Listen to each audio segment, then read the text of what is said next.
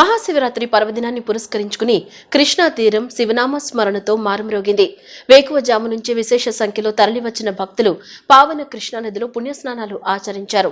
పితృదేవతలకు భక్తి శ్రద్ధలతో పిండ ప్రదానాలు నిర్వహించారు. కృష్ణా తీరం శివరాత్రి శోభతో కళకళలాడింది. మహాశివరాత్రి పర్వదినాన్ని పురస్కరించుకుని భక్తులు విశేష సంఖ్యలో కృష్ణా తీరనున్న దుర్గాఘాట్కు తరలివచ్చారు. పావన కృష్ణానదిలో పుణ్యస్నానాలు ఆచరించారు. దుర్గాఘాట్లో భక్తుల సౌకర్యార్థం జల్లు స్నానాలను కూడా ఏర్పాటు చేశారు. సుదూర ప్రాంతాల నుంచి వేలాదిగా తరలివచ్చిన భక్తులు దుర్గాఘాట్లో పుణ్యస్నానాలు ఆచరించిన అనంతరం పితృదేవతలను సంతృప్తి పరిచేందుకు పిండ ప్రదానాలు చేశారు.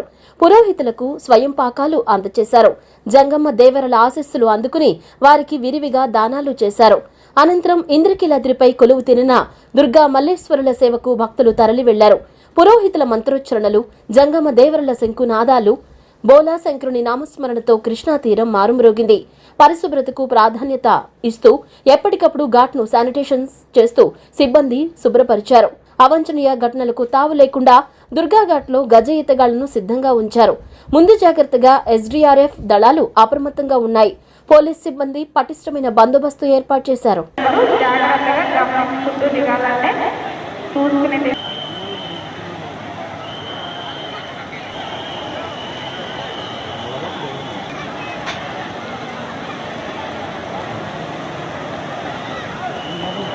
ఇంద్రకీలాద్రిపై వేంచేసి ఉన్న శ్రీ కనకదుర్గమ్మ వారి సన్నిధి భక్తులతో కిటకిటలాడింది.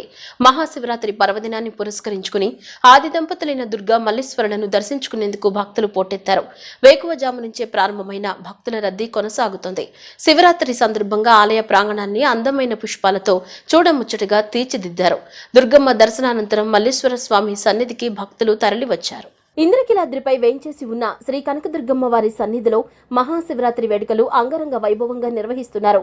పరమశివునికి ప్రీతిపాత్రమైన మహాశివరాత్రి పర్వదినాన్ని పురస్కరించుకుని భక్తులు విశేష సంఖ్యలో తరలిరావడంతో క్యూలైన్లన్నీ భక్తులతో కిటకిటలాడాయి.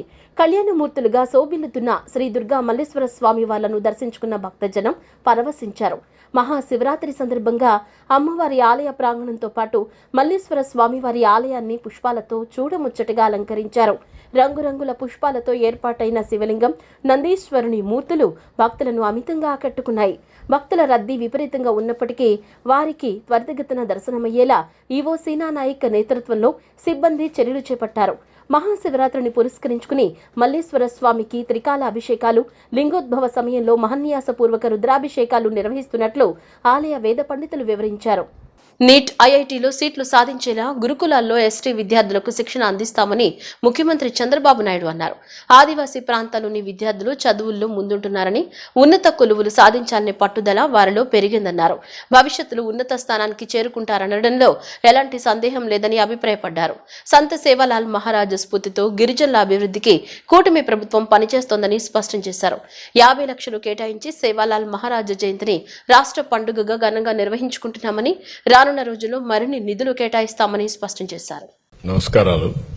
ఈరోజు మనందరం బంజారాల దైవం సంత్ శ్రీ సేవాలాల్ మహారాజ్ జయంతి ఉత్సవాలు జరుపుకుంటున్నాం. 287వ జయంతి. ఆయన పుట్టిన తేదీ మనం చూస్తే 1739 ఫిబ్రవరి 15న మన రాష్ట్రంలో అనంతపురం జిల్లా గుత్తి మండలంలో రామ్జీ నాయక్ తాండాలో రామవత్ భీమా నాయక్, ధర్మిణి మాత దంపతులకి జన్మించారు. ఇది ఒక చరిత్ర. కానీ ఆయన చేసిన పని ఒక ఆరాధ్య దైవంగా అందరి గుండెల్లో మిగిలిపోయే పరిస్థితికి వచ్చారు. ఒక బంజారాల్లోనే కాకుండా అందరిలో ఒక చైతన్యాన్ని తీసుకొచ్చారు. ఆయన సిద్ధాంతాలు శాశ్వతంగా ఎప్పుడూ ఉంటాయి.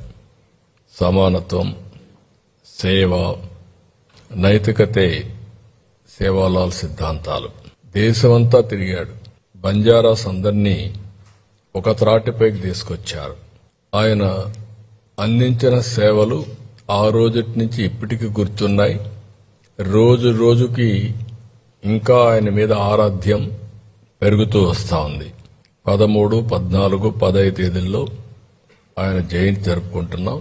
అదే సమయం రేపు జరపాలి కాబట్టి, రేపు మహాశివరాత్రి ఎన్ని ఉన్నాయి కాబట్టి ఒకరోజు ముందుగానే మనం ఆయన జయంతి ఉత్సవాలు మనం కూడా జరుపుకుంటున్నాం. ఈ ప్రభుత్వం చాలా కీన్గా ఉన్నాం.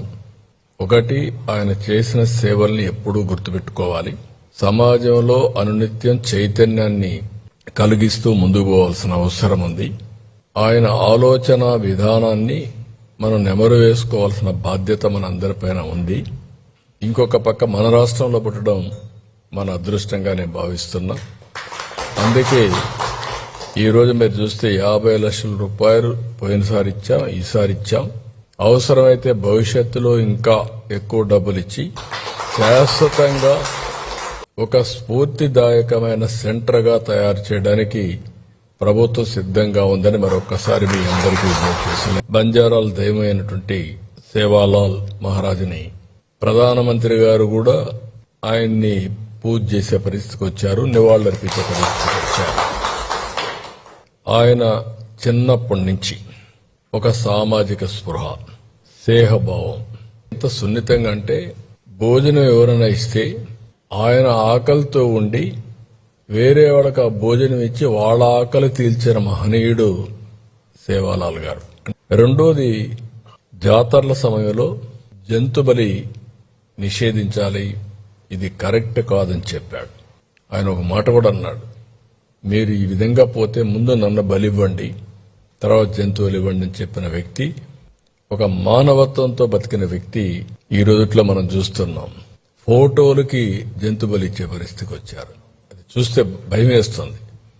ఆ రోజుల్లోనే ఇలాంటి మహనీయులు పనిచేసే రోజుల్లో ఈరోజు ఫోటోలకి జంతు బలి ఇస్తే దాన్ని కూడా సమర్థించుకుంటూ హింసని ప్రోత్సహించే రోజుల్లో అహింసా విధానాన్ని ఆ రోజే ఉద్బోధించిన వ్యక్తి మన ఆరాధ్య దైవం సేవాలాల్ అని చెప్పి కూడా నేను మీకు తెలియజేస్తున్నా.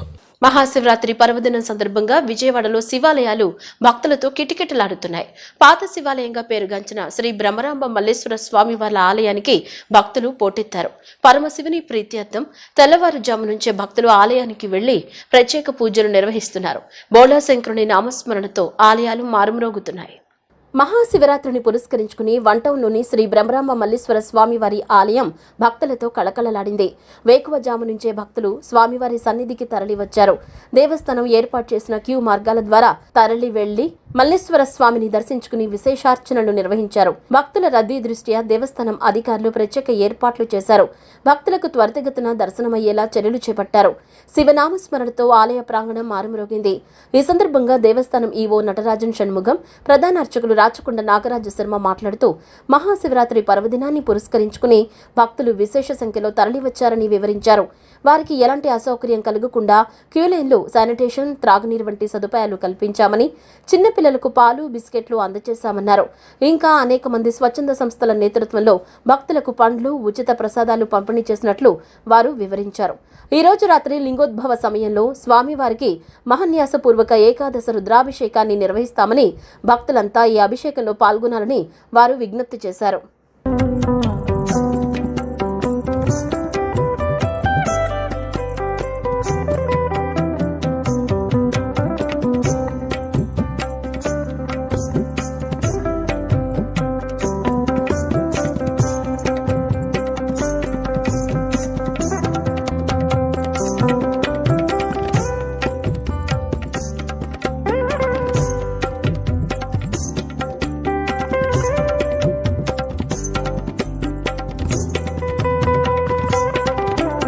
ముందుగా స్వామివారి భక్తులకి అందరికీ కూడా మహాశివరాత్రి శుభాకాంక్షలు తెలియజేసుకుంటున్నాను.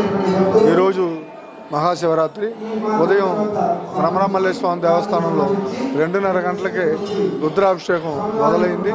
అప్పటి నుంచి ఇప్పుడు దాకా భక్తులు స్వామివారి ఆలయానికి విచ్చేస్తున్నారు. స్వామివారి ఆలయానికి విచ్చేస్తున్న భక్తులకి ఎటువంటి ఇబ్బంది కలగకుండా, అసౌకర్యం కలగకుండా మా డిపార్ట్మెంట్ వాళ్ళు, మా కమిషనర్ గారు, మంత్రి గారు, అలాగే ప్రిన్సిపల్ సెక్రటరీ గారు, అలాగే జిల్లా కలెక్టర్ గారు ఏ విధంగా సూచించారో ఆ విధంగా చర్యలు తీసుకుంటున్నాం. భక్తులకు ఇబ్బంది లేకుండా శానిటేషన్, మంచినీళ్ళు, టాయిలెట్స్ అవన్నీ చేసుకున్నాం. చిన్నపిల్లలకి బిస్కెట్లు, అలాగే పెద్దవాళ్ళు ఎవరైనా ఉంటే వాళ్ళకి బాదం పాలు కూడా ఏర్పాటు చేసాం. ఒక దాత అయితే కమలకాయలు ఇస్తున్నారు, అలాగే ఫ్రీ ప్రసాదం పెడుతున్నాం, లడ్డు ప్రసాదం పెడుతున్నాం. రామ్నగర్ రూపాబాయమ్మ ట్రస్ట్ విజయవాడ నుంచి వాళ్ళు ఫ్రీ ప్రసాదం పెడుతున్నారు. ఫ్రీ ప్రసాదం ఉదయం 6 గంటల నుంచి మొదలైంది. భక్తులకు ఎటువంటి అసౌకర్యం కలగకుండా అన్ని జాగ్రత్తలు మా అధికారులు చెప్పిన విధంగా అన్ని చేసేస్తున్నాం. కావున భక్తులు ప్రశాంతంగా స్వామివారిని దర్శించి క్యూ లైన్ పాటించి అయ్యవారిని అమ్మవారిని దర్శించుకుని వాళ్ళు కొరగొక్క పాత్ర కావాలని కోరుకుంటున్నాం. మరొకసారి భక్తులందరూ కూడా మహాశివరాత్రి శుభాకాంక్షలు తెలియజేస్తూ మీ నటరాజన్ షణ్ముఖం, ఎగ్జిక్యూటివ్ ఆఫీసర్. శ్రీ బ్రహ్మరాంబ మల్లేశ్వర స్వామివారి దేవస్థానం పాత శివాలయం నేడు మహాశివరాత్రి పర్వదినం పురస్కరించుకుని భక్తుల దర్శనార్థం తెల్లవారుజాము 2:30 నుంచి స్వామివారి పంచామృత అభిషేకాలతో ప్రారంభమయ్యి భక్తులు దర్శించుకునేందుకు వీలుగా ప్రత్యేక క్యూ లైన్లు ఏర్పాటు చేయట, అలాగే చంటి పిల్లలకు పాలు, బిస్కెట్ ప్యాకెట్లు ఏర్పాటు చేయడం, అలాగే శానిటేషను, ఉచిత అన్నప్రసాద వితరణ దేవస్థానం కార్యనిర్వహణాధికారి ఆధ్వర్యంలో ఏర్పాటు చేయడం జరిగింది. అలాగే ఈరోజు రాత్రి 10:30 శివరాత్రి లింగోద్భవ దర్శనానికి భక్తులు మహాన్యాసపూర్వక ఏకవార రుద్రాభిషేకం చేసుకుని స్వామివారి కృపకు పాత్రలు కాగలని కోరుతున్నాము. ఇదే సమయంలో స్వామివారికి శ్రీ గంగా బ్రహ్మరాంబ మల్లేశ్వర స్వామివారితో పాటు భద్రకాళి సమేత వీరభద్రేశ్వర స్వామివారికి ఎంతో అంగరంగ వైభవంగా కళ్యాణం జరుగుతుంది. కళ్యాణాన్ని వీక్షించి భక్తులందరూ కూడా వారి వారి కోరికలు నెరవేర్చుకోవాల్సిందిగా కోరుతున్నాము. ఓం నమః శివాయ. మహాశివరాత్రి పండుగ పర్వదినాన్ని పురస్కరించుకుని బలివే గ్రామంలో కొలువు తీరిన శ్రీ బలివే రామలింగేశ్వర స్వామి ఆలయానికి భక్తులు పోటెత్తారు. ఆ పరమశివుడికి వేలాది మంది భక్తులు తెల్లవారుజాము నుంచి ప్రత్యేక అభిషేక కార్యక్రమాలు నిర్వహించారు. ఎంతో మహిమ కలిగిన స్వామి సన్నిధిలో విశేష పూజా కార్యక్రమాలు భక్తి శ్రద్ధలతో విశేష పూజలు జరిపారు. ఏలూరు జిల్లా నూజివీడు నియోజకవర్గంలోని ముసునూరు మండలం బలివే గ్రామంలో మహాశివరాత్రి సందర్భంగా నేడు తెల్లవారుజాము నుంచి శ్రీ బలివే రామలింగేశ్వర స్వామిని భారీగా 5 జిల్లాల నుంచి వచ్చిన భక్తులు దర్శించుకుని ప్రత్యేక పూజలు నిర్వహిస్తున్నారు. రెవెన్యూ, పోలీస్, దేవాదాయ శాఖ కమిటీ సభ్యుల ఆధ్వర్యంలో పకడ్బందీ ఏర్పాట్లు చేసి భక్తులకు అసౌకర్యం కలగకుండా చర్యలు చేపట్టారు. క్యూ లైన్లు ఏర్పాటుతో పాటు వృద్ధులకు ప్రత్యేక లైన్ ఏర్పాటు చేశారు. నేడు, రేపు చుట్టుపక్కల గ్రామాల నుంచే కాకుండా తెలంగాణ రాష్ట్రం మరియు వివిధ జిల్లాల నుంచి వచ్చిన భక్తులు తమ్మిలేరు వాగులో వారి పితృదేవతలకు పిండ ప్రదానాలు చేసి పుణ్యస్నానం చేసి స్వామివారిని దర్శించుకుని ప్రత్యేక పూజలు నిర్వహించి తీర్థ ప్రసాదాలు స్వీకరించారు. నేడు తెల్లవారుజామున 12 గంటల నుంచి భారీగా భక్తులు స్వామివారిని దర్శించుకుంటున్నారని సీసీ కెమెరాలు పర్యవేక్షణ మరియు డ్రోన్ కెమెరాల పర్యవేక్షణలో వివిధ రకాల సిబ్బందితో ఏర్పాట్లు చేశామని, లక్షల్లో భక్తులు స్వామివారిని దర్శించుకుంటారని దేవాదాయ శాఖ అధికారి సీతారామయ్య తెలిపారు. ఆలయ ప్రధాన అర్చకులు భాస్కర్ మాట్లాడుతూ నేడు తెల్లవారుజామున 12 గంటలకు స్వామివారి కళ్యాణం అనంతరం భారీగా భక్తులు స్వామివారిని దర్శించుకుంటున్నారని, స్వామివారిని దర్శించుకుని ఏదైనా కోరిక కోరుకుంటే శ్రీ బలివే రామలింగేశ్వర స్వామి తప్పక తీరుస్తారని భక్తుల ప్రగాఢ నమ్మకమని అన్నారు. ఉదయం 12 గంటల నుంచే భక్తులు రద్దీ బాగా మొదలైంది. మనకి ఉభయ గోదావరి జిల్లా నుంచే కాకుండా ఖమ్మం, సుదూర్ఘ ప్రాంతాల నుంచి కూడా ఇక్కడికి జనాలు వచ్చి స్వామివారిని దర్శించుకుని ఇక్కడి నుంచి వెళ్తున్నారు. అలాగే మేము చాలా ఏర్పాట్లు చేసాం, వాటిని కూడా ఈ భక్తులు ఉపయోగించుకోవాల్సిందిగా మరీ కోరుతున్నాం. ఏలూరు జిల్లా ముసునూరు మండలం బలివే గ్రామంలో వేయించేసినటువంటి శ్రీ శ్రీ శ్రీ రామలింగేశ్వర స్వామి దేవస్థానం నుండి అర్చకుడిగా పనిచేసిన తోలేటి అరుణభాస్కరరావుని గత 30 సంవత్సరాలుగా ఈ దేవాలయంలో పనిచేస్తున్నానండి. ఈ బలివే గ్రామం క్రీస్తకం 12వ శతాబ్దంలో స్వామివారిని జీర్ణోద్ధరణ జరిగినట్టుగా చెప్తారు. అంతకు పూర్వం శ్రీరామచంద్రమూర్తి ప్రతిష్ఠించిన ఈశ్వరుడు రామలింగేశ్వరుడు పశ్చిముఖ ఆలయం అండి. నందీశ్వర విగ్రహం కానీ అమ్మవారి ప్రతిష్ఠ కానీ లేనటువంటి ఏకైక బ్రహ్మసూత్రం కలిగినటువంటి పశ్చిముఖ దేవాలయం చుట్టుపక్కల ప్రాంతంలో చాలా ప్రసిద్ధిగాంచినటువంటి దేవాలయము. ఈ శివరాత్రి సందర్భంగా సుమారుగా స్వామిని ఒక 2-3 లక్షల మంది స్వామివారిని సేవించడం కోసం అని చెప్పి బలివే తీర్థం వచ్చి వారి పెద్దలందరికీ పితృతర్పణాలు అవి ఇచ్చి స్వామిని సాధ్యమైనంత వరకు స్వామిని దర్శనం చేసి వెళ్లేదానికి తగిన విధంగా మా దేవస్థానం వారు కానివ్వండి, అన్ని డిపార్ట్మెంట్ల వాళ్ళు అందరూ ఏర్పాటు చేసి ఉన్నారు. ఈ చుట్టుపక్కల ఉన్నటువంటి కృష్ణా జిల్లా, ఖమ్మం జిల్లా నుంచి కూడా, తెలంగాణ, మన ఆంధ్ర ప్రాంతం నుంచి వివిధ ప్రాంతాల నుంచి కూడా వచ్చి స్వామిని సేవించి తరిస్తున్నారండి. ఓం నమః శివాయ. గత వైసీపీ పాలనలో అన్యాయానికి గురైన బీసీ వర్గాలకు ముఖ్యమంత్రి నారా చంద్రబాబు నాయుడు నేతృత్వంలోని కూటమి ప్రభుత్వం అండగా నిలుస్తోందని మంత్రి వాసంశెట్టి సుభాష్ పేర్కొన్నారు. బీసీల అభివృద్ధి కోసం బడ్జెట్ చారిత్రాత్మకమైన నిధులను కేటాయిస్తూ వారి ఆర్థిక సామాజిక పురోభివృద్ధికి ప్రభుత్వం పెద్దపీట వేస్తోందని స్పష్టం చేశారు. గత ప్రభుత్వ హయాంలో బీసీలకు కేవలం 26,000 కోట్లు మాత్రమే కేటాయించగా ప్రస్తుత కూటమి ప్రభుత్వం బీసీల సంక్షేమమే ధ్యేయంగా బడ్జెట్ను భారీగా పెంచిందని వివరించారు. అలాగే బీసీల తలరాతను మార్చే బడ్జెట్గా కూడా మనం ఈ బడ్జెట్ని చెప్పుకోవచ్చు. అయితే 2022-23 వైఎస్ఆర్సీపీ కాలంలో ఈ 22-23 ఆర్థిక సంవత్సరానికి గాను 26,000 కోట్ల రూపాయలు మంజూరు చేయడం జరిగింది. మరి అలాగే బీసీల తలరాతలు మార్చే విధంగా చరిత్రలో ఎన్నడూ లేని విధంగా 24-25 సంవత్సరానికి గాను ఆర్థిక సంవత్సరానికి గాను మన ప్రియతమ ముఖ్యమంత్రి నారా చంద్రబాబు నాయుడు గారు 39,000 కోట్లు మంజూరు చేయడం జరిగింది. అలాగే 25-26 సంవత్సరానికి ఆర్థిక సంవత్సరానికి గాను 47,000 కోట్ల రూపాయలు బీసీలకి బడ్జెట్ కేటాయించడం జరిగింది. అదేవిధంగా 26-27 ఆర్థిక సంవత్సరానికి గాను బాహుబలి బడ్జెట్గా బీసీలకు చెప్పుకోవచ్చు. సుమారు 51,021 కోట్ల రూపాయలు బీసీలకు కేటాయించడం జరిగింది. మరి బీసీలకి సుమారు 26 పథకాల నుంచి 28 పథకాలు జగన్మోహన్ రెడ్డి నా బీసీలు నా వెన్నుముక అని చెప్పుకుంటూ మరి ఓట్లు వేయించుకున్న తర్వాత ఈరోజు బీసీల గురించిన ఆలోచన చేసిన పరిస్థితి ఎక్కడా లేదు. గత ప్రభుత్వంలో బీసీలకి స్థానిక సంస్థల రిజర్వేషన్లో కూడా 34% నుండి 24% తగ్గించుకోవడం, దాదాపు తగ్గించడం వల్ల వాళ్ళ అశ్రద్ధ వల్ల సుమారు 16,800 మంది అధికారానికి దూరం అయ్యారని మనం చెప్పుకోవచ్చు.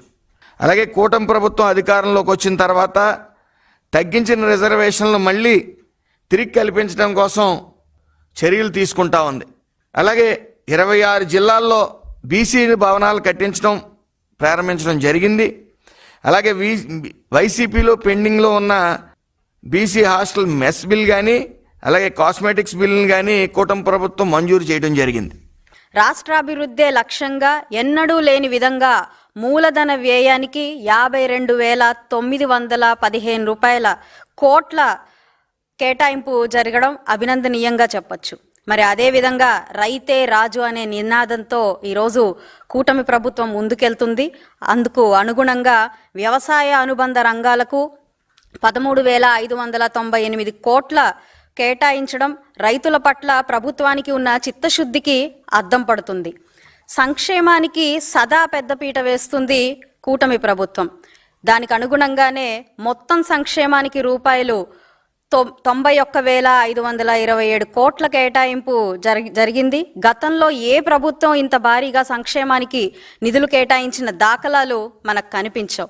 కూటమి ప్రభుత్వం ఏర్పాటైన తర్వాత ప్రవేశపెట్టిన 3వ బడ్జెట్ పేదలు, రైతులు, మహిళలు, బీసీ, ఎస్టీ వర్గాలను కేంద్రంగా చేసుకుని వారి అభివృద్ధిపై ప్రత్యేక దృష్టి సారించిందని ఆరోగ్య శాఖ మంత్రి సత్యకుమార్ యాదవ్ తెలిపారు. విద్య, వైద్యం, వ్యవసాయం, గ్రామీణాభివృద్ధి, జలవనరులు, రహదారులు మరియు మౌలిక సదుపాయాల కల్పనపై ప్రత్యేక దృష్టి సారించిన ఈ బడ్జెట్ను ఆయన మీడియా పాయింట్ వద్ద ప్రశంసించారు. ఆర్థిక క్రమశిక్షణ విషయంలో 2024-25లో 5.11% ఉన్న ద్రవ్యలోటును 4.57% తగ్గించిన ప్రభుత్వం ఇప్పుడు దాన్ని మరింత తగ్గించి 3.84% చేర్చాలనే లక్ష్యంగా పెట్టుకోవటం ఆర్థిక నిర్వహణలో పరిపక్వతకు నిదర్శనమన్నారు. అదేవిధంగా రెవెన్యూ లోటును 2.33 నుంచి 1.88% తగ్గించాలని నిర్దేశించుకోవటం రాష్ట్ర ఆర్థిక స్వావలంబనకు దోహదపడుతుందని వివరించారు. 2024-25 బడ్జెట్లో 5.11% ఫిజికల్ డెఫిసిట్ ఉంటే దాన్ని ఇప్పుడు ఈ బడ్జెట్లో 4.57%, గత ఆర్థిక బడ్జెట్లో 4.57% తగ్గిస్తే ఈ బడ్జెట్లో దాన్ని 3.84% తగ్గించే దిశగా కూడా లక్ష్యం పెట్టుకోవడం జరిగింది. అదేవిధంగా 25-26 బడ్జెట్లో 2.33% ఉంటున్న రెవెన్యూ డెఫిసిట్ని వాళ్ళ 1.88కి తగ్గించాలని దృష్టి పెట్టడం జరిగింది.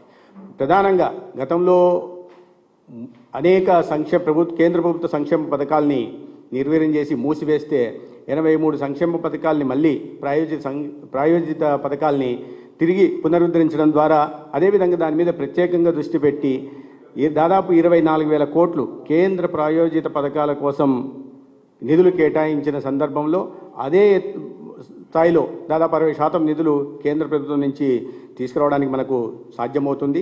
దీని కారణంగా అనేక సంక్షేమ పథకాలు సమర్థవంతంగా అమలు కావడమే కాకుండా మౌలిక సదుపాయాల కల్పన కూడా జరిగి సంపద సృష్టించబడుతుంది. భవిష్యత్తులో ఆదాయ వనరులు కూడా పెరుగుతాయి. ప్రధానంగా ఇవాళ కేంద్ర ప్రభుత్వం చాలా ప్రతిష్టాత్మకంగా ప్రవేశపెట్టిన విబి రామ్జీ పథకం ఏదైతే ఉందో, అదేవిధంగా దానికి కూడా పెద్ద ఎత్తున ఇవాళ దాదాపు 9,000 కోట్లు గ్రామీణాభివృద్ధి శాఖ ద్వారా విబి రామ్జీకి మన రాష్ట్రంలో కేటాయింపులు చేయడం జరిగింది.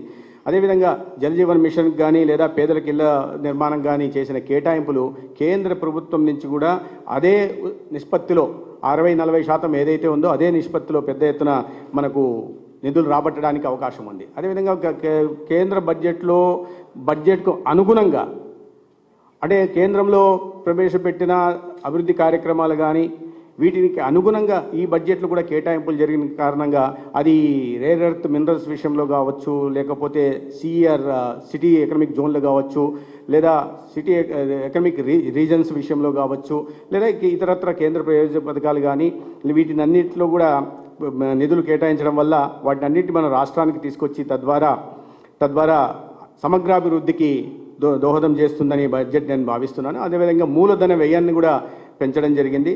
ఈ మూలధన వ్యయాన్ని పెంచడం కారణంగా 5-6 సంవత్సరాలుగా దాదాపు 36,000 కోట్ల దాకా మూలధన వ్యయాన్ని ఈ సంవత్సరం ఆర్థిక సంవత్సరంలో క్యాపిటల్ ఎక్స్పెండిచర్ని చేయాలని ఈ బడ్జెట్లో పేర్కొనడం జరిగింది. దాని కారణంగా 5-6 ఏళ్లుగా నిలిచిపోయిన అనేక అభివృద్ధి కార్యక్రమాలు, విద్యలో కానీ వైద్యంలో కానీ నిలిచిపోయిన కార్యక్రమాలు కూడా అభివృద్ధి పనులు కూడా ముందుకు వెళ్లే అవకాశం ఉంది. 2026-27కు సంబంధించి ఆర్థిక మంత్రి పయ్యావుల కేశవ్ ప్రవేశపెట్టిన వార్షిక బడ్జెట్లో కీలక రంగాలకు కీలక కేటాయింపులు చేయడం రాష్ట్ర రాజకీయంలో ఒక చారిత్రాత్మక ఘట్టమేనని ఎమ్మెల్యే పొలిట్ బ్యూరో సభ్యులు సోమిరెడ్డి చంద్రమోహన్ రెడ్డి వ్యాఖ్యానించారు. కీలక రంగాలకు భారీ కేటాయింపులు చేపట్టారని అంటూనే ఎస్సీలకు 20,664 కోట్లు, గిరిజనులకు 9,190 కోట్లు, బీసీలకు 51,021 కోట్లు, మైనార్టీలకు 6,090 కోట్లు కేటాయింపులు చారిత్రక పరిణామంగా అభివర్ణించారు. ఉమ్మడి ఏపీలో సైతం ఈ స్థాయిలో కేటాయింపులు జరగలేదన్నారు. 20 నెలల్లో జీఎస్టీపీలో 10.7% వృద్ధి సాధించామని, 15,91,000 కోట్ల నుంచి 17,62,000 కోట్లకు జీఎస్టీపీ పెరిగిందన్నారు. తలసరి ఆదాయం 2,66,000 నుంచి 2,95,000కు పెరిగిందన్నారు. వైసీపీ పాలనలో అదుపు తప్పిన రాష్ట్రాన్ని తిరిగి గాడిలో పెట్టేందుకు కృషి చేస్తున్న చంద్రబాబు, నారా లోకేష్లకు రాష్ట్ర ప్రజల తరపున ప్రత్యేక అభినందనలు తెలిపారు.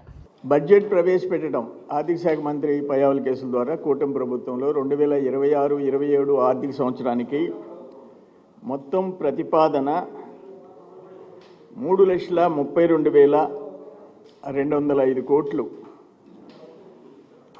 అన్నిటికంటే అత్యంత ప్రధానమైన వ్యవసాయ, నీటిపారుదల, ఉద్యానవనం, అనుబంధ శాఖలు 53,752 కోట్లు అచ్చెన్నాయుడు గారు ప్రవేశపెట్టారు. ఇంపార్టెంట్ అన్నమాట. ఇరిగేషన్ అండ్ అగ్రికల్చర్ వాటికి 53,752 కోట్లు కేటాయించడం జరిగింది. అన్నిటికంటే రోడ్లు, భవనాలు కూడా అతి ముఖ్యం.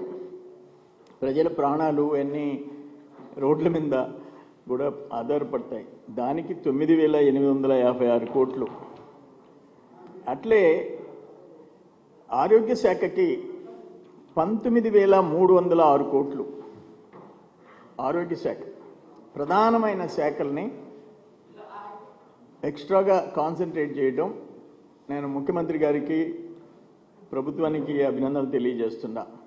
ఎస్సీస్ షెడ్యూల్ క్యాష్ కాంపోనెంట్ 20,664 కోట్లు, గిరిజనులకి 9,190 కోట్లు, బీసీలకి 51,021 కోట్లు, మైనారిటీస్ 6,090 కోట్లు.